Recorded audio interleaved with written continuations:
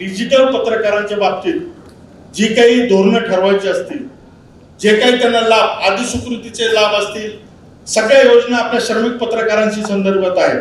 सगळ्या योजना आपल्या जे काही स्कीम आहेत त्या सर्व पूर्णवेळ पत्रकारांच्या संदर्भातल्या आहेत. अधिस्वीकृतीच्याही त्या संदर्भातल्याच आहेत. त्याच्यात थोडी दुरुस्ती करण्याची गरज आहे. मला असं वाटतं की अन्य राज्यातले जे काही पॅटर्न जो आहे तो आपण बघावा आणि त्याच्यातनं काही जर बदल करता आले या संदर्भात तर आपण केले पाहिजे.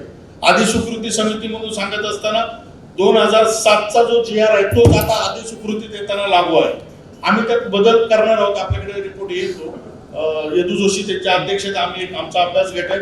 आम्ही त्याच्यामध्ये पोर्टल हे माध्यम अधिस्वीकृती देण्यासाठी स्वीकारण्याची आमची तयारी झालेली आहे की आम्ही त्याच्यामध्ये पोर्टलला अधिस्वीकृतीसाठी स्वीकारावं या संदर्भात आम्ही रिपोर्ट करतो. आणि मला असं वाटतं की राज्य सरकारने त्याला जर मान्यता दिली तर पोर्टल धारक डिजिटल पत्रकारांना सुद्धा अधिस्वीकृती पत्रिकेचे लाभ मिळतील.